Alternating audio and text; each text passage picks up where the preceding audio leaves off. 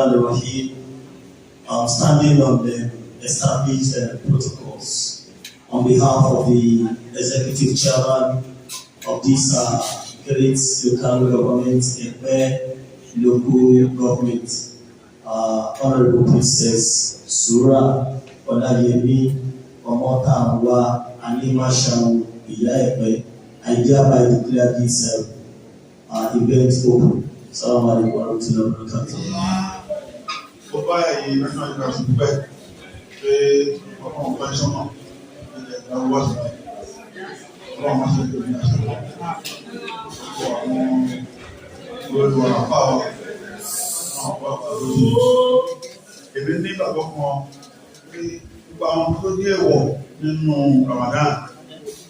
I can say 90% of it, no, don't do one the other day.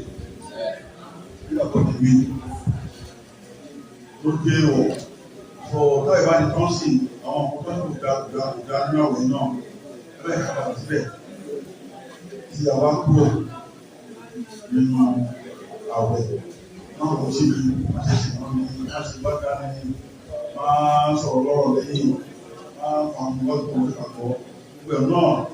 Ordinarily, every is now, normal, the other day, which is important. So, we will be our one day. If you go to the very of the own youth, the fact that whatever how I call him or party, will be a valid program. That might be down on power.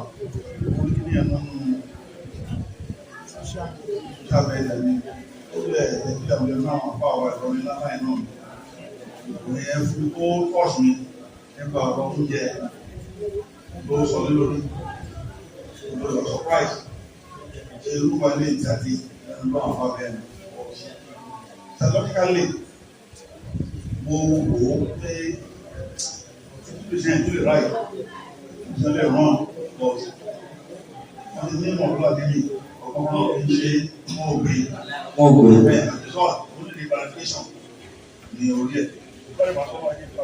my name is Comrade Moibi Ibrahim, the Coordinator of National Youth Council of Nigeria, Epe branch. Yes, we felt that this is the month of Ramadan, so the month of holiness, the month of greatness and success.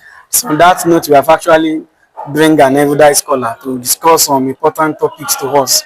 We felt that it is high time for youth now to be self-independent, to be self-reliant, most especially in the month of Ramadan. So the Ramadan teaches us peace, and we need to remain peace. And by so doing, we have actually invited the erudite scholar to discuss that important topic with us, which I believe that majority of people who attended the program have actually learned one or two things in which they have actually gone home with. And with that, they are going to have a personal sense of belonging and personal sense of responsibility as regards the topic or what they have had. Yes, my message. Yes, my message is that we should be steadfast, committed, dedicated, and self-independent. It is very important for us at this time.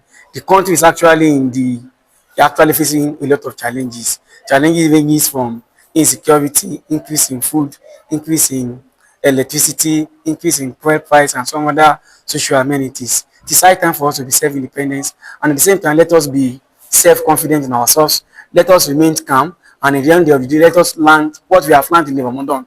We should continue to let it imbibe in ourselves so that we can become a better citizen for this country and Epe in general. والعاقبة للمتقين ولا عدوان إلا على الظالمين نعبده سبحانه وتعالى نستغفره ونتوب إليه ثم نصلي ونسلم على أشرف المرسلين سيدنا ومولانا محمد عبده ورسوله اللهم صل وسلم عليه وعلى آله وصحابه أجمعين. We give thanks to Allah subhanahu wa ta'ala, in whose will is our soul. We appreciate him, we adore him, we glorify his name for having given us the opportunity of witnessing this year of Ramadan. Besides that, many things have happened within then and now. We are at the verge of getting into the last 1/3 of Ramadan. But between then and now, many souls have passed away. But here we are, we conceive to have this August occasion today. And Allah has counted us among those that will be having that privilege of being part of the occasion. We thank Him for that, we appreciate Him. And we at the same time solicit for His reward for appreciating what He does for human. Because He promised in the Holy Quran, لَإِنْ شَكَرْتُمْ لَأَزِيدَنَّكُمْ وَلَئِنْ كَفَرْتُمْ إِنَّ عَذَابِي لَشَدِيدٌ. Only if you can appreciate me, you give that to me for anything you might even think is due to. Quote and unquote. You might think it's very little to you, but to some people it's very great. Those things you think is very little, people are questioning, trying, toiling, stressing here and there to get it. But Allah has not destined to have it for them. So we appreciate Allah. Even if we may not be able to start recounting some of those benefits, at least I'm a Muslim. And I appreciate on behalf of every one of us that we still find ourselves in this movement of Islam. May we not have cause to regret being Muslims. We ask Him to continue to shower His mercy, blessing upon the soul of our leader, our model Muhammad sallallahu alaihi wasallam, on all his household, his companions, and those that tread his path in the day of resurrection. I wouldn't know how where I should start the recognition for, but Allah will guide me. At least I'm aware the first citizen of Epe, the person of Elijah, Surah Animashaun Olayemi is expected to be in our midst, but I'm very sure is born out of the tight schedule. And I say that I believe she's here with all the spirit. May Allah be with her wherever she may be. I greet Imam Ustaz Abdul Rahman. If I'm not mistaken, may Allah be with you. Continue to get you and laws are right. At the same time, the missioner of Genders Society or Association. Am I right? So we are with us all. And to our administrator, our ambassador, and Sheikh Al-Ustaz Ibrahim Wahid. May Allah be with you, guide you, and strengthen you in serving and paddling the canoe in the right direction. And back to my brother there, Comrade Suleiman. May Allah be with us all. I may not be able to start mentioning the name one after the other. Please permit me. So far I deliver and ask Allah's reign of salam, tasbih on everyone. At least that should suffice by saying Assalamu alaikum wa rahmatullahi wa barakatuh. Wa alaikum assalam wa rahmatullahi wa barakatuh. Going by what we are to discuss today, the spirit of selflessness. I mean, Ramadan's spirit of selflessness service in building a stronger nation.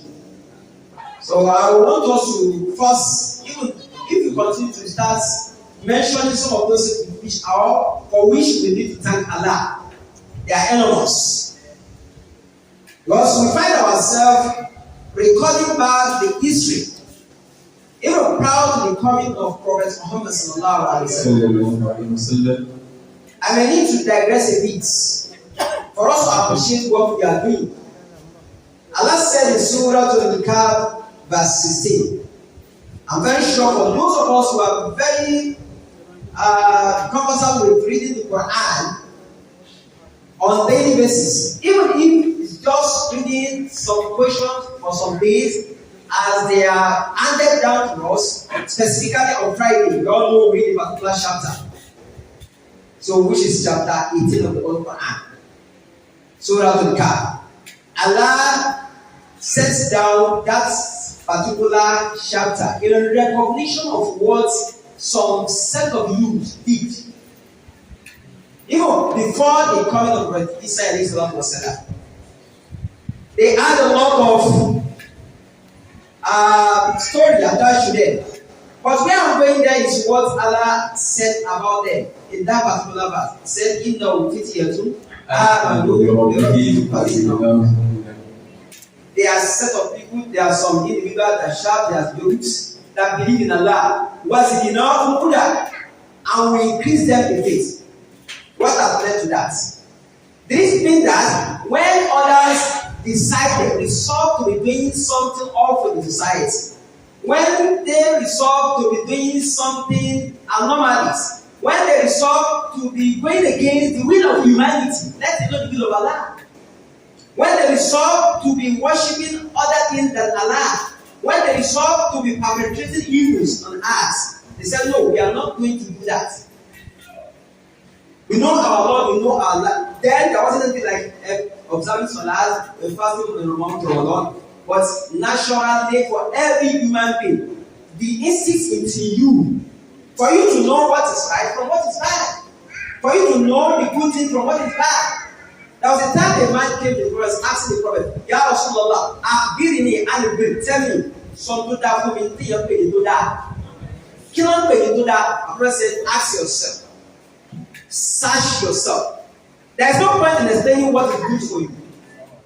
Definitely you yourself have known what is good from what is bad. If not, so you would have been coming to me to ask you what is good from what is bad. And I'm very sure every one of us knew very well before you came in. You will not be going to somewhere or occasion that is bad and ask that God to tell people about that. As I'm praying, you never say that. Bí mo ṣe ń lọ ìlú fẹ́ lọ kidnap ni o.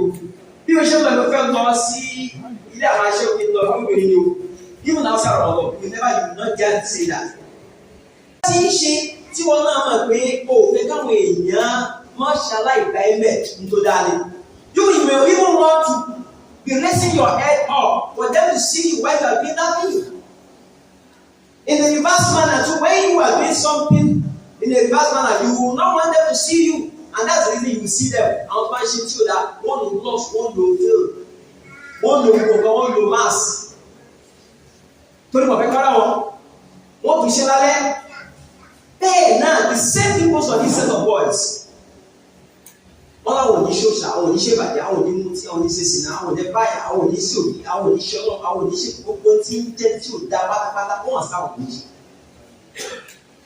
Àwọn tó wá jẹ́ àwọn tó jẹ́ bí àgbààgbà tó jẹ́ bí àwọn alágbára, especially when it comes to the issue of worshiping something else beside Allah. When we go, we can accept other things. A lè gbàgbé ẹ̀ ní ṣe ìlú àmì ìfàmì problem. But bẹ́ẹ̀ ẹ̀ ní show that you shall see you have to worship God. Tẹ́ ẹ̀ bá ní ṣe yẹn, ọ̀gá fọ̀ méjì ò lè gbé lọ́wọ́ ẹ yẹra fún wa. Kí wọ́n tó sọ̀rọ̀ wọn àwọn ìyẹra no problem. There are a lot of different narrations as regards their number. We are not going to that. But the major point there is that wọ́n kiri lọ́dún wí. Wọ́n láwọn ò ní ṣe táyé ṣe. They decided not joining the wagons. Wọ́n dẹ̀ tó rí dáadáa. Regardless of being a Muslim or not. And that is what we see from today. Ọlọ́pàá wa ní tẹ́ ẹ ṣe yẹn o, ó yẹ ẹ máa jáde lọ́mọ adé sìn, ọlọ́mọ adé sìn wọn lóòótọ́, wọ́n á jáde, wọ́n sun tí ò nínú wọn ọjọ́, tí ìṣọjọ́ kan tí ìṣọjọ́ kejì, tí ìṣọjọ́ kan ṣọjọ́ mẹ́wàá, tí ìṣọjọ́ ogún ọdún, náà 50 years, sẹ́ńtírì kan wọ́n dé 50 years ni wọ́n sun, wọ́n 313 ni wọ́n sùn, wọ́n sùn yẹn, wọ́n ti wá sùn yìí, ọlọ́pàá tó máa padà tán wọ́n yí. Ọlọ́pàá tàwájí tí tàbí wá tàwájí wọ́n wá láti máa padà rí aláìsí àwọn tí wọ́n ń dá ọkọ̀ ní òru àwọn náà wá padà wá mọ yìí wọn àmọ́ ẹ̀kọ́ òkúrú mọ́ ọlọ́pàá wá ní ọ̀dọ́ ni wọ́n ẹni nínú títí àtúntò àwọn ọ̀nà bẹ̀rẹ̀ pa sí ìdáàbò òdà. Òun ọlọ́pàá bá wọn wọn. So if that's the case, I'm very sure some of our predecessors, our leaders, even who are not here, for one reason or the other, there is no way we still have cause to be referring back to them. For what they have done. The same thing will happen to us. So ẹja gbé ayé ṣe dáadáa. Ló ta wálé fọ̀dọ́ ṣe òun náà ní dùn. So àyàmà àdáṣà tàfáàmù tẹ̀lé wùhà àlà ìnà àdáṣàkà láàbì. Wọ́n ní àdùn dáadáa torí kò ní pẹ́. Wọ́n yà lọ́jọ́. So now back to the message of today. Wọ́n yà sọ̀rọ̀ nípa kí ni إدانو روح الإنسانية خدمة الإنسانية في تقدم المجتمع أو في بناء الأمة. Kí ni ipa tó yẹ ká kó níbi ìtẹ̀síwájú àti ìdàgbàsókè ìlú? Tá a bá sì sọ̀rọ̀ fortunately coincidentally nígbà tí à ń ka national anthem wa eléyìí tí àkàkà tó bẹ̀rẹ̀ gbogbo nǹkan pátápátá even like we say it here authoritatively no nation in the world kò sí ìlú náà tí ò ní provision fún nation building àbí bẹ́ẹ̀ kọ́ ni òun náà làwọn fi báńkù làbá sọ̀rọ̀ nínú àwọn gbólóhùn àkọ jáná wa òun ni build the youth impart in the youth but there is no nation without youth as there will be youth without nation ènìyàn lè wà láyé kó má níbi tí wọ́n bí sí ènìyàn lè wà kó má lórí òun. Nígbà tá a bá sọ a ní the second standard is very assist me no that's the last standard our flag shall be a symbol and this week yes that's a way to hand to our children without stay. The banner without stay. The banner that will never stay. That's our nation for you. So alhamdulillah we realize. If truly we realize it, let it be a kind of realization in practice. Not just a word of mouth. Let us try to be walking the talk. The government realizes that's why we did it, changing it from the so-called old one we have been using since 1978, if I'm not mistaken. Till last year. Last year, probably we need to go back to tripod and retrace ourselves. Maybe ìgbà ìṣe tí ò dá ó ṣe kó jẹ́ pé látara àwọn ọ̀wá wa àbí látara àwọn nǹkan tí a ti gbàgbé tó dórí mu wa. And the nation as it is, a ṣàdéhùn pé we are going to hand over to our children a banner without stain. And then kò sí ètò tó bá tẹ̀ stain. Ṣáà fi bó ṣe stay nígbà yẹn wé bó ṣe stay ní ìsìn. Ó ti kọjá stay ní ìsìn. Ó ti dẹ́tì, ó ti rírí. Ó ti dín pẹ̀tà, ó ti já wẹ́lẹ́wẹ́lẹ́. Ó ti yá wọ̀. I will continue in the last stanza. O God of all creation. Grant us this our request of what? And help us build the nation. So if I build the nation yìí fún wa, what's the lesson? Where no man shall be oppressed. So torí pé àwa kùnà lágbègbè bóòlù ṣe ká build nation àti oppress ara wa. So the peace and plenty will prepare and will opt for. Táwọn pé alẹ́ gbòlé kalẹ̀ wọ́n jẹ́ mọ̀lámúrẹ̀ kò sí mọ́.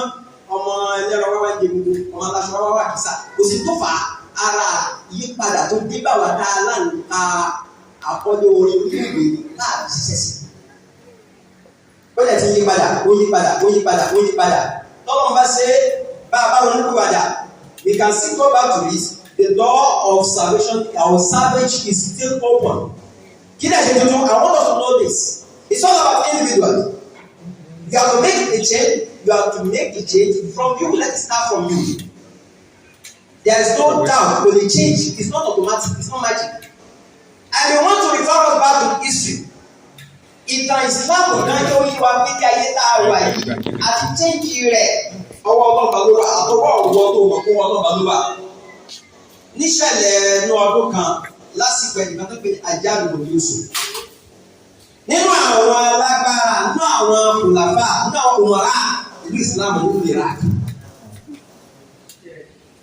Àfáàní, Hafidul Quran, even nobody kò sẹ́yìn náà tí ó ṣe àwòríyá in any of the tertiary institution tí ò lè pass through some of the heritage àjálù òyìnbó. Tó bá sọ̀rọ̀ báyìí. Wọ́n lè tán ọ̀rọ̀ yìí. Àwọn ọ̀rọ̀ ìgbàgbọ́n gan. Àmọ́ tó ti bẹ́ẹ̀ kó láwọn ọ̀rọ̀ tó wù tó bí ọ̀rọ̀ ọmọ lè gbàgbé táwọn èèyàn tó wá rìn fà padà sí nínú ọ̀rọ̀ Ànábì Muhammad sallallahu alaihi wasallam. Nínú àwọn kan tó wọ́n ṣe ni pé bó ṣe túmọ̀ tó bó ṣe jẹ́ àfà tó ó máa ń fìtínà àwọn mùsùlùmí. fìtínà ẹ̀ wá pọ̀ ẹnìkan náà àwọn tó jẹ́ sàábé àbí àwọn tó jẹ́ táàbì nígbà náà sábẹ́ ìlàyé mọ́ ẹnìkan ṣoṣo tó kù ní sàábé òní Anas bin Malik wá ní inú àwọn tí wọ́n jọ̀dọ̀ nígbà náà wọ́n wá kí gbàjarì. They went to Anas bin Malik who was still the only Sahaba remain on earth there. Ó ti dàgbà gan. Wọ́n bá fáwọn ní sábà Subayr bin Ali. Wọ́n ní ya Anas, do we continue to look like this? Do we continue to watch like this? Kíkọ́ wọn bàjẹ́ lọ. Anas wá tún dòkòdò ó ní let me tell you. I want to advise you with respect to what the prophet has advised us before now. We just need to keep patience. Ẹni láti ní sùúrù ni o. Wọ́n tẹ́ tó ń ṣẹlẹ̀ ìṣẹ́ lójú o. Ẹni láti ní sùúrù dáadáa. Ìsírù. Fàyínà wùlá yá àti ìzàmẹ́rẹ́ ìlà wàlẹ́dì ìyá àti ìbáàdà òṣèlú ìlà àǹtẹ̀kọ̀ wọ́pà. Kò sí ìgbàdá máa ṣe sẹ̀mí. Sùúrù tẹ́ẹ̀nì ẹ̀gbọ́n lọ ní dáadáa. Torí pé ọdún kan ò ní máa dé àbíkẹ́ máa fi ọdún yọdún. Ọdún ìtẹ́bá wù dáadáa ó dáadé tó kọjá lọ. Ọdún tí ń bọ̀ yóò bí ìdọ̀dé lọ. Ọdún tí tún bọ̀ lọ́dún mẹ́ta sísè yóò bí ìdọ̀dé tí ń bọ̀ lọ. Bẹ́ẹ̀ ṣe máa bá yín ní ìlà àtàlẹ́kọ̀ọ́rọ́bà lẹ́ẹ̀dì pàdé ọlọ́run bá yín. Àbíkẹ́ wọra yín wò ó ń ta lóko rẹ̀ o. No, ẹ jẹ́ internalize it. Let's domesticate it. Ṣé ó dàbí òní bẹ́ẹ̀? Bó ṣe ń gẹ́lẹ́ òun náà nìyẹn. Ẹlẹ́dàá ní flagba, wọ́n jẹ̀ yá àrùn náà. Most of us might probably àlùmọ́ ìtì sí láwọn ìgbà tí wọ́n sọ fún wọn bí Nàìjíríà. Àmọ́ gbọ́ díẹ̀ nínú àwọn fẹ̀rẹ̀fẹ̀rẹ̀ ni àwọn bá ti bẹ̀rẹ̀. Báyà tí ẹ̀gbọ́n let me cite an example of that period of L.G awards. You might have heard of it. Around 1972, early 70, during the period of Gowan. When they discovered the oil and it became boom. What next do we do? What set of commission? Headed by L.G. Okay, try and look at the way of reforming the civil service, whatever. Increment in the wages and salary, and the reform of the administration structure, reform and the like. Training to the civil servants. Ètò gbajúmọ̀ níbẹ̀ dáadáa. Títọ́ gbàgbé wọ́n ní wọ́n ń fi owó lójú wọ́n fi máa pílò. That was the time when they built all these mansions around us in the country. The Tobela Bridge, the Cocoa House in Ibadan, and so on. Wọ́n ṣe wá rí ìyẹn torí pé àwọn lọ́wọ́lọ́wọ́ àwọn owó à ń jẹ́ nínú oúnjẹ bá a bá ń ṣe patí à máa ń lóúnjẹ nù. Kódà gan ń téèyàn ò lè dáwọ́ ẹ̀jọ́ lóṣù mẹ́fà à ń ha fúnra ní patí. Ibi tó wọ́n náà pọ̀ dé kẹ́rẹ́kẹ́rẹ́kẹ́rẹ́ ó jẹ́ wà ní bringing down become diminishing to today. Bẹ́ẹ̀ ṣe rí nìyẹn ẹja compare 1980 with 1985, 85 to 2000, 2010, 2020 to date. Kì í ṣe ju àwọn tá a ní kọ́kọ́ wá sí àwa ara wa náà ní pápá jùlọ àwọn ọ̀dọ́. Lóbi jẹ́ sí the issue of building the nation lies with me and you. Oríṣiríṣi àwọn kan ti wá bí àbáwọn kan tó fà á tó require pé we should go back and start looking at the way of starting to build the nation. What should be my own role to build it? What should be our role to build it? Oríṣiríṣi kan ti ṣẹlẹ̀ ṣé ti àìrẹ́ kọ̀ọ̀kan ní ìgboro ní lack of proper education or parental care tí ò sí. Ọ̀ká sọ pé ti ìbá àwùjọ rẹ tí ò rọgbọ. Degradation in the issue of societal impact on the youth and the children. Gone are those days. Nígbà tá a wà ní school, wọ́n pe kíkẹ́ ní moral instruction as a subject. Even ní ìsìn, tọ́ba ní wọ́n ṣe kíní kan ní basic àbí whatever, ó ń tọ́ lẹ́yìn ni. Then moral instruction ó ní í ṣe pẹ̀lú ìkọ́ni níwà ẹ̀wà ìwà ọmọlúwàbí. Sọ́bì sára nínú kan sí àwọn kó mo rántí dáadáa nígbà tó àwọn primary school nínú àwọn àkọsọ pé yí ẹsẹ̀ rẹ sí apá kan má ṣe pa kòkòrò lè kòkòrò tí ìwọ̀n kò lè dá olúwa ọlọ́run lè dá omi so fọ́ọ̀nì ara ẹ̀kọ́ ni ibi tó bá jẹ́ sí pé kò yẹ kó pa kòkòrò tí kò lè dá kí ẹ kó pẹ̀lú ẹgbẹ́ ẹ̀. It's a lesson.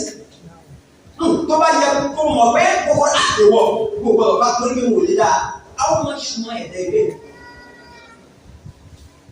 ọwọ́ ló gbé ni o igi ló gbé ni o àdá ló gbé ni o ògùn ló gbé ni o àbí ìjọba ló ṣe tó fi you think on his own personal living yàrá ìjọ lè dé ibi tá a bá bára wa nìyẹn ibi tó fún wa burú nínú àwọn tá a lérò pé ó yẹ ká lè mọ fall back to as means of reforming the society even if the parents fail at the houses of worship ilé ìjọsìn bíi mọ́ṣáláṣí àbí church lẹ́ni ó wá dédé wípé tá a bá lábẹ́ sáré tá a sábà kí ká lè sáré wọ́n dájú ká di olùpamọ́ sí ìbẹ̀rẹ̀ pẹ̀lú tí ń bà wá á tún sápadà ní. Ànábì sì sọ ó ní yàtí àlànà sí dàmẹ́rù láàyè kúkọ́ mi náà Islam ìlà ìsìn wà láàmì náà Qur'an ìlà ọ̀sùn masajidu mu'amira wà yà kàrọ́ọ̀bù mi náà lòdà sallallahu alaihi wasallam. Àsìkò ọ̀pọ̀ nígbà oníṣẹ́kù mọ́ káyọ̀ Islam àwọn òkúkọ̀ Islam wọ̀nyí àmọ́ ká gbọ́ pàpà tí ń jẹ́ Islam the real beauty of Islam will not be there again. Kùránì náà kọ̀ mọ́ ibi kíkà àwọn yóò mọ̀ ká tó tọ́ àwọn náà tún máa àmọ́ ká wo kí ni ìbátan kíkà rẹ̀ àti kíkà rẹ̀ pẹ̀lú àti wọ́n mọ̀sáájú àmìrà mọ̀sáájú mọ̀ tóbi especially as for ọmọdé yìí we try to refurbish our mosque we repaint we build some things we package the fixtures and other things in the mosque. But how much do we have that commensurating to what we do in that mosque? Kí ni àwọn ọ̀gá ń ṣe bẹ́ẹ̀? À ń reform structure ṣáà reform ẹ̀mí tí wọ́n á ṣe láti káwé yìí. Wáyé àrọ́bù mílẹ̀ lòdà yóò pa sókè pé ìkó ìbí ọ̀nà wọn. Ó wá kú ní tí mo lọ nìyẹn wáyé ìṣáì. Àwọn tó jẹ́ ọ̀tá àdìgbè láàfáà mú wọn ọ̀dọ́ wọn ní fìtínà tí wọ́n bẹ̀rẹ̀ ọ̀nà ọdún wọn parí sí. Ẹni tó kúlé àwọn tá a lè máa pè àbí tán pera wọn láàfáà tán pera wọn lónímọ̀ ọ̀dọ́ ní ó ti bẹ̀rẹ̀ ọ̀dọ́ ní ó ti máa parí sí. Tí ó túmọ̀ sí wípé láwa tá a bá jẹ́ mùsùlùmí náà pàtàkì ìjẹ́ mùsùlùmí wa pé ní kábíyí náà wọlé wò kí làwọn ọ̀nà tí mo fẹ́ gbà tí mo fi dá sí dáadáa. Without knowing myself, what will come back to me as benefits? To be selfless in a way I want to deserve whatever I have as benefit in society. Aláǹtí sọ́mọ́ ọ̀rọ̀ kan, ó ní gbogbo nǹkan bá lọ́kọ́ yìí wá pé gbogbo tí ń bá ṣẹlẹ̀ ní ìsìnkú ṣẹlẹ̀ aláǹtí sọ kalẹ̀. Ó wá jọ lójú bóyá sí ní dáná ti sọ, bóyá láì gbàdá àbí láì wọlé àbí tí ní kákan òkè tó nítumọ̀, kò sí tí ṣe táwọn èso kalẹ̀ ó ti predict wọn. Ìjọba tí ń bá wọn sábẹ́ sọ̀rọ̀ sẹ́yìn náà àlè rọ́jà àlàlù kó wà náà lóko. Alábìyẹn sàtẹ̀kùnú fìtínà ń bọ̀. Fìtínà ní olé ìwé ìdáhùn ìsìn, fìtínà ilé ẹ̀kọ́ ilé ìdáhùn ìsìn, fìtínà ẹnu iṣẹ́, fìtínà ètò ìdarí, kò sí ní bẹ́ẹ̀ ní nàìjíríà. Tábà ní fìtínà kò yẹ ìdáhùn kápítẹ̀ ló bá táwọn ti jẹ́ bẹ́ẹ̀. But like I read sometimes ago, when somebody said the number of fìtínà, the word fìtínà repeated the Quran was not less than 30 in 30 places. Mo lè gbìyànjú ojú kò tí máa ṣe ìsáṣẹ, mo kà lórí 29. Kò tí bá ka 29 náà, kò tí ká ìpa 29, 30, number of days in a month, either 29 or 30. Àwọn allegation yẹn ni wípé gbogbo tí ń tójú máa yí nínú oṣù, ó ṣe ní ilé fìtínà táwọn àyè láyé, ojúmọ̀ kan fìtínà kan ní. According to that research, another is at the point of fitna. That fitna is coming. Tribulation, troubles, ups, unrest. Ntẹ̀yàrí tójú ní lọ́kàn kọ̀ tí ó banújẹ́ sí yóò máa ṣẹlẹ̀. Àwọn sàbẹ̀wá ní yá Rasulullah káàmà ìlúmọ̀kàrà ìgbéyà ibi tí mo lọ nìyẹn. If we want to rebuild our nation from all the anomalies we find ourselves in, there is no way we will not go back to the foundation, which is the Quran, which serves as the only manual. Which serves as the only manual Allah has sent to us. It's as simple as jettisoning the manual, the user's guide, attached with this kind of gadget at the point of buying. When you bought it, then you will see some leaflets where it was written, read before use. To have been set there for how long you have to use this before you try to maybe service it. Even when it's developed from what, how do we visit? téèyàn bá wá pa ẹ̀tì tí òbí ti ń bẹnu máa ń fà yín ṣe tó bá bẹ̀rẹ̀ sí lò ṣé yóò tọ́jọ́. bàbá nígbà òtọ́ lọ́ba náà ti jẹ́ owó mẹ́ta sọ̀rọ̀ wa ṣàlàyé pé aláya àlámú máa ń kọ́lákọ́ báwo la ṣe lò pàmì. ẹni tó ní mọ̀ abẹ tó dá wa sọ̀rọ̀ ní mọ̀ pa wa ni àbáfẹ́ sọ pé kí ló kàn nípa nǹkan nílé ayé ṣe ó sì wà láyà àsọgbọn ní ká sọ pé ó kàn àsọgbọn ní ká sọ pé ó kàn lọ ìsọkúsọ ni nígbà tó náà ló dá wa òun náà ló pilẹ̀ wa òun ló máa lọ́mọ̀ wa bá a bá kú ọ̀dọ́ tá a máa padà lọ. bàbá ṣe wọ́n ti wá bàbá tọ́bẹ̀ á lè bí ẹ̀fọ́ lọ́wọ́ ọ̀rọ̀ ṣàjà ṣe dáadáa ní. ọ̀nà àbáyọ náà ni kúrà ní ọ̀rọ̀ ẹ̀ ti ṣe ìtàkùnlá bí ìnáwó wọn kọ̀ dákú wà kábàrò máa bà dákú wà ó kún bá máa bàyẹ̀ lọ. yẹn ní wọn á gbé wa wo kí lọ́nà àwo la fẹ́ lò to serve as an element or unit in building our nation. Many instances are there about in the history of the Sahaba as learned from the Prophet sallallahu alaihi wasallam. Even Prophet himself. Ó jẹ́ oyè wa wípé ọ̀rọ̀ nation building goes beyond even pay and kill.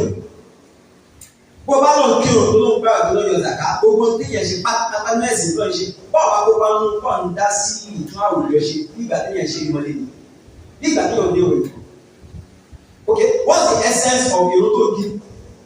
If ọ̀rọ̀ àwùjọ bá ń lọ oní òkè either you are invited to it or you yourself initiate it from yourself. Torí tọ́lá bá sọ pa àwọn Suratul Ankabut chapter 49 verse 29 verse 45. Ọlọ́run bá ní inna salata tanha anil fahsha'i wal munkar wa la dhikrullahi akbar. Nínú àwọn problem ayé nìsín táyé tí wàá tẹ̀lé sí látara àwọn challenges àní òun náà ni drug addiction, immorality, cyber crime, fraud and the likes. Àwọn á ní ìrọ̀lá ìbí essence ẹ̀ ní pé tẹ́lẹ̀ á lè fà àṣà ìwà ìmúkà. Tó bá jẹ́ sí ọba kírun, orí yìí pé ìwò ò ní dá sí torí kó tí ń kírun, gbogbo orúwà àwọn ọ̀dọ́ yẹn kò ní dá sí. The next thing should be that way should be part of those that will call them to order. Tó bá kúrò tó bá kúrò tó wádà, yóò tó kí ẹ̀rọ tó fọ́. Tó bá pẹ́ wọ́n yá, wọ́n padà wọ́n máa ṣọ́ abẹ́ wọ́n lè kó kọ́sílá sí náà wọ́n bá dákẹ́ tó bá sọ pé tó ṣe dídá. Implication yẹn. Ẹ wọ́n lọ sàkánà. Empowerment, youth, enlightenment, and moral whatever. Nígbà tó wọ́n sọ ní Suratu Tawba, verse 103, ọlọ́pàá ní who's been aware in Sadaqa to heal what is the kill. Ọ̀sọ́jà àlẹ́ iná sọ̀dá àdáká sẹ́kàlù lọ́wọ́. There was a day like that was in Ibadan. Wọ́n máa ń ṣe phone program gan. Ẹ̀gbọ́n pé wá nínú àwọn youth ni ó lóun wá represent the association kan ní. Kí ló bá association náà? One association of unemployed graduates.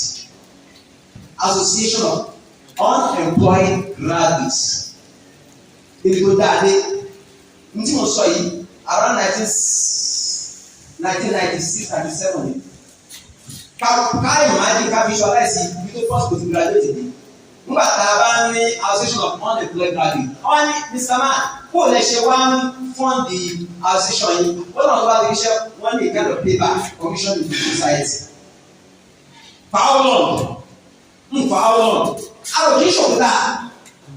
Àwọn ìpàdé à ń gbọ́ in that same environment láti pẹ́ wọ́n náà wọ́n mú àwọn tí wọ́n lébọn nípa ìyáká tí wọ́n rọ́ọ̀bù nínú àwọn tí wọ́n láwọn jẹ́ mẹ́bà association náà nìyẹn. Kò pọ́ sí wù nígbà tí ìṣẹ̀lẹ̀ àlàyé. Tọ́lọ̀ bá wá ṣe àgbọ̀yé níbi ọ̀rọ̀ bá lọ sàkà enough and kò wá làákà yìí. Àlùkò wọ́n ṣàánú wa wọ́n láì wọ́n ṣàánú wa. Wọ́n ṣàánú wa o. Torí tí wọ́n yẹn ni pé wọ́n kọ́ wa pé wọ́n serious. Lásìkò tá a máa ń tó wọ́n fẹ́ hand down area of concentration that is then you are supposed to come to the class. You need not to attend lecture at all. Just wait for the area of concentration. Where is the learning there? Where is the learning? Tí wọ́n bá wá sọ pé àgbá area of concentration dé oṣù. Lecturer, oh I like it, number 1, this, number 2, this, number 3, this, number 4, this, 5. Out of 7, gbogbo 7 yẹn pátápátá jáde ní exam. Choose 5. Bó ṣe ń kẹ́lẹ́ bábátì, ó dẹ̀ ká lẹ́fẹ̀ẹ́ ló ṣe jáde. Mo fẹ́ béèrè. Tá a bá rí nínú wa tó wà nínú àwọn tí wọ́n gbọ́ area of concentration ó ń jókòó mẹ́ta kó wá fẹ́ ojú láti mú náà. àti sọ pé ìyáálé ìyá ẹ̀ tẹ̀lé wọn láti rí àti kò máa tó ṣe ọlọ́pàá wa ṣe ìrànlọ́wọ́ fáwọn náà. it goes beyond the area of concentration. àwọn nǹkan tá a lè savage ìlú wa our every nation as it was as it is now which we are trying to revive back in our national anthem àríyànjú tá a bá padà sí the board with what we have been present in the month of Ramadan wallahi tallahi I promise you we are going to succeed in reviving our nation. Okay, just one thing kí ni kan náà ọlọ́wọ́ sọ Surah Al-Baqarah verse 183 ya ayyuhal ladhina amanu kutiba alaykumus siyam kama kutiba alal ladhina min qablikum la'allakum tattaqun. Nígbà wo ló mo pè yí ẹ wá dáhùn ẹ dáhùn nínú ní ẹ dáhùn ní kan sọ̀rọ̀ tèmi ni bàbá àdáhùn bẹ́ẹ̀ lọ tó bá mẹ́rin tó wà náà tó wà nílé ọba àsìmọ̀ wá sílẹ̀ bàbá dáhùn ọlọ́run bá ti máa mú ìyẹn tiẹ̀ ọlọ́run mọ́ ṣàṣọ aláwọ̀ ilé ọwọ́ ṣe tó ló fẹ́ fún yẹn kó ti máa lé wọn sí à mo ti sàgbé àwọn ṣẹ́ wọn àní lórí kó mo ti náà lọ́dọ̀ sábì bí bẹ́ẹ̀ ṣe ló fẹ́ dáyà rí torí pé ẹ̀ ṣe ṣẹlẹ̀ wá ọmọ gbàwẹ̀ fẹ́ jẹ níyà àwọn tó dàgbà ọlọ́gbàwẹ̀ lánàá Ádámù gbàwẹ̀ Musa gbàwẹ̀ Isa gbàwẹ̀ tó dúró àdúgbò Muhammad sallallahu Nuhu gbàwẹ̀ kó yà tó dúró àwọn obìnrin ṣáájú Anatu ìyá tó bí màmá ànágbà Isa nígbà tó mọ̀ sọ ìran àwọn ẹtì ẹ̀ ìnana bẹ́ẹ̀ tó lè rahman sọ̀mọ̀ fọlá ló kẹ́lí ní ọmọdé yóò wá ní sí ìyá òun ìbẹ́ni kankan sọ̀rọ̀ ọlọ́run wá ní òun wá ní ẹgbẹ́ àwọ̀ yìí o torí kí la'allakum tattaqun kẹ́bà lè bẹ̀rù ní ọlọ́run wá ní ìyẹn nìkan náà nìkan tẹ́ẹ̀rì as your area of concentration for you to make moves wherever you find yourself on earth. Kí ló fà á? Ẹja ọ̀nà Surah At-Talaq verse 2, 3, 4 till 5. Tá a bá ní kankan dà wọ́n aláyé lónìí, kò kọjá tọ́lá wọn bá ti provide solution sí nínú súra yẹn, níbẹ̀rẹ̀ súra yẹn. Wọ́n ní wa man yattaqillaha yaj'al lahu makhrajan wa yarzuqhu min haythu. Ọlọ́run bá ní ẹ bá bẹ̀rù wọn lọ, yaj'al lahu makhrajan. Dájú ọlọ́run ní sọ̀rọ̀ mọ́ ibẹ̀, máa fi lọ́nà àbáyọ. Ó bá dín fáwọn àmì ìgbìdí fún gbogbo ọlọ́run. Máa ṣe tẹ̀ ẹ̀mú fún ẹ lọ́nà tó lérò. ومن يتوكل على الله فهو حسبه إن الله بالغ أمره قد جعل الله في كل شيء قدرا gbogbo lásìkò ìta aláǹdáyé ìgbéyà ìgbà nísìn kò sí àyè lóun ní tó òun náà máa ní tó máa fi gbogbo lásìkò tiẹ̀ ó yí duration ó bẹ̀rẹ̀ ní sí lópin àwọn ọ̀kan láti ṣiṣẹ́. ó sọ lórí pé bàbá fẹ́ wọ́n náà bá lẹ́nu bá ọmọ akẹ́kọ̀ọ́ tó bá ń kà tí ò bá yí ẹ gbìyànjú bí ìjọba rẹ̀ wò tó bẹ̀rù ọlọ́run. ومن يتق الله يجعل له فرقانا فاتقوا الله ويعلمكم الله. àìbẹ̀rù ọlọ́run yóò jáde kọ̀kọ́. nígbà tí ẹ̀mọ tó ń kẹ́kọ̀ọ́ tó tún ní ìkànnì ìṣẹ́ náà lákàyè oní gbé girlfriend gbé girlfriend lórí frank làásọ̀ kò sí pé ilé ẹ̀ṣẹ̀ yẹn tí òfin ní lápá náà ọ̀tún ló bẹ́ wọ́n lórí wa kò sí ọkàn yẹn náà wà fi orí èjì. wọ́n mú kọ́kẹ́ lásìkò ẹ̀ wọ́n tó bá lọ́kọ́ yóò lọ́kọ́ ni ọ̀wá tí ìdó lọ́kọ́ wá fẹ́ lọ lọ́kọ́ wà fi ṣáà lẹ́sẹ̀ wà fi ṣáà lẹ́lọ́kọ́. ẹ wá wọ́n gbàgbọ́n àwọn àfáà akọ̀mọ́ bí gbàgbé a máa ń sábà fẹ́ àìsábà sọ ìlú fáwọn ọ̀dọ́. ó sì rí bẹ́ẹ̀ yáni tì wọ́n lábàá kan náà wà fẹ́ sí táyì ti lọ ìgbọ́n kò ṣáàfì tó bá kẹ́kọ̀ọ́ tó bá mú ìdájọ́ báyìí àbí tíra wọ́n ní kó bá fẹ́ ka ojú ewé apá kan yóò fi aṣọ ojú apá kejì níbi tí bẹ́ẹ̀ yẹn ṣàkùnrin. àfàìwò làkàrà ha ó wá jáde lọ́kàn kó tó délé lọ́wọ́ bàbá ẹ̀ wà kéèkì. wà á mọ tó ṣẹlẹ̀ gbogbo tó há pátápátá tó fò lórí ẹ̀ nígbà tí ọkọ̀ máa ti sísẹ́ẹ̀mù. ó wá kí pẹ̀lú ìjọba àfa ìwé ìjọba àmì ìṣàkóso ìlànà àkókò fún àdìs. kí ló ṣẹlẹ̀ àfa wa ní ìgbọ́n àwọn òkú òṣèré bẹ́ẹ̀ náà sì lórí. kẹ́mọ̀ wá tẹ́tí gbọ́n tó mọ̀ òun ṣe tó wò ṣe kí nìkan náà wọ́n yí mọ̀ ń ṣe ń lọ omi adágún wà níwájú òun omi kan náà wà wájú tóun wà lẹ́yìn kò sọ́nà òní káwọn ìwà kọjá nígbà tó ń lọ fẹ́ sọdá adágún omi tó bá káṣọ sókè ẹnu kó káṣọ sókè lòun yí ẹsẹ̀ òun ò yí ẹsẹ̀ rẹ̀ bóyá ló fà tó fẹ́ tó lójú kọ́ abáni bẹ́ẹ̀ náà ni òkú tó bá lè mo ìmájò torí kó yí ẹsẹ̀ obìnrin tó bá gbàgbé tó kọ́ no ìmájò bá gbé tó bá rí kọ́ tó bá rí ìdí tó bá ráyà àwọn ọmọ yẹn lọ́wọ́ lónìí ọmọ olóhùn kẹ́kọ̀ọ́ ẹ̀kọ́ àbí àbísọ̀ àlè nítorí quit. No, ìmìtí ọ̀dọ̀ ó lè rò bẹ́ẹ̀ torí ó ti wà fẹ́lọ̀ ó ti wà depressed pẹ̀lú tó kó sílẹ̀ àkáyè káwọn sọ̀rọ̀ ọ̀pá tá a gbé fáwọn ọmọ káàkiri gbèsè. Àwọn òbí tó ń lọ sọ pé bá ti ń lọ tó gbogbo lọ tó máa pàdé tó ọ̀pàdé ìlú lọ́nà tó tún mọ́. Tóbi lórí orílẹ̀-èdè and that's why I want to go to rest my case. Ọlọ́run sọ Surah Al-A'raf verse 92, 93 or so. Ọlọ́run bá ní àwọn ọlọ́run a sọ fún yín àbàyè ní padà sí ìta wọ́n sọ làfà ìrọ́nà lọ. Yóò rọ ìbẹ̀rù ọlọ́run tẹ́ ẹ bá ti padà sí díẹ̀ àti ìdíwájú làkókò sọ́rọ́ tó wà ní àníkàmá náà àti fẹ́ padà sí díẹ̀. Ó ní wà lọ́wọ́ àná àádọ́gbọ̀ àmọ́nù wà tọ́kọ̀ làbàtánà àléyìn bàràkàtì nà sàmà. Báwọn ará àwọn kan bá fi kúrò. Lẹ́yìn tí kọ̀ọ̀kan wọn náà gbìyànjú wọn súnmọ́ lọ tó bá rẹ̀ wọ́n kírun wọ́n yẹ làkà wọ́n yẹ sọ́dákọ̀ ẹni tí òdo láàyè ó gbìyànjú. Oúnjẹ lẹ́yìn ó sì ń ṣe fáwọn tí òde tó. Gbogbo bá para pẹ̀lẹ́ bá wá bẹ̀rù ọlọ́run làbàtánà àléyìn bàràkàtì nà sàmà. Lọ́dún ní káwọn ọlọ́run káṣílẹ̀ parí sọ̀rọ̀ àti ìsọ̀nà. Dandan ní káwọn ọlọ́run àdéhùn àwọn ọlọ́run gbé wọ́n bá fi lè bẹ̀rù ọlọ́run. Á ràn wọ́n lọ́wọ́ gbogbo tó máa ń dáwọ́ ní ìsìn ìrìnsì dáadáa. Òkè by influence tí wọ́n bá ṣílẹ̀ kí ló ṣẹlẹ̀. Ẹni gẹ́gẹ́ àwọn ọ̀rọ̀. Wọ́n bá bẹ̀rù ọlọ́run, wọ́n nígbà wọ́n bẹ̀rù ọlọ́run, wọ́n náà máa ń ṣe pẹpẹ ọ̀rọ̀ fún wọn láti sánmà àti inú ọlẹ̀. Ó lè ṣí bẹ́ẹ̀, ó ṣí náà kí kò tilẹ̀ mọ́ ẹ̀. Let's compare ourselves with other nations. Saudi Arabia for instance, wọ́n bá fẹ́ gbin ordinary flower, wọ́n dààmú ni kí wọ́n tó rí yẹ̀pẹ̀ tó lè burú. Wọ́n yí pọ̀tù omi. Bóyá bá rọ̀ lẹ́ẹ̀kan pẹ́ wọ́n mọ̀ gbàgbọ́ mọ̀ gbìn. Bí ilẹ̀ wọn ṣe gbóná tó, wọ́n ní ẹ̀bá sọ ẹyin sínú yanrìn, ó ṣe fún mẹ́wàá lóṣì sí. Àwọn lónìí, láì tiẹ̀ béèrè ìgbà wọ̀ láàrin tiwa. Àtọ́ máa gbọ́nà máa ṣe pé gbogbo àṣàrà wo lélẹ̀ ìlú olúkú lélẹ̀ ìlú. Ọlọ́run máa ń rọ̀ kẹ́kọ̀ọ́ àtúgbò ọlọ́run. Àgbín, àwọn tá a bá láwọn tó máa ń wọ ẹ̀rọ ọ̀nà nítòsí ilé wa ẹja lọ ọ̀dọ̀ wọn. Àgbàdo táàgbìn tí wọ́n wò lọ́dọ̀ wọn, ẹ̀wà táàgbìn tí wọ́n lọ́dọ̀ wọn, láì dààmú, láì tẹ́lẹ̀ sọ̀. Àwa lè ní pa wá. A sì ráwọn tí ò dáwọ́ ilé sí kébè òsèpá. Ayẹ́fọ́lọ̀ lọ́dọ̀ tó lárí sí kì àbá ìbẹ̀rù ọlọ́run. Bàbá bẹ̀rù ọlọ́run bàbá náà náà ní ìbẹ̀rẹ̀ káàtì ní sàrẹ̀. Ó lóun ṣe pẹ̀lú ọrọ̀ fún wa. Pé ká tún náà wá gbìyànjú gbogbo yìí dábàá ṣe káfí sábẹ́ ṣé òṣèlú ìbẹ̀rù ọlọ́run.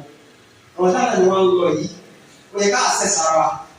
And you are divided your front of the base of your God. Èyí tá a ti gbà ti kọjá èyí tó kù tá a fẹ́ gbà. Tó ti bẹ́ẹ̀ náà ìjọba tó kù náà. Wọ́n bá wò ó lòdì sọ́nà tó sásọ bẹ̀. Ìyẹn ló bí ọ̀rẹ́ ti káàbọ̀ lónìí àwọn ilé ìyá lọ́wọ́ láṣẹ o. Bá a tẹ̀lé wà bẹ́ẹ̀ for the whole day. Try ìwọ̀nba tó bá kù sí gbìyànjú. Wọ́n lọ́wọ́ bá rí. Jẹ́wọ́ ìṣẹ́ lọ́wọ́.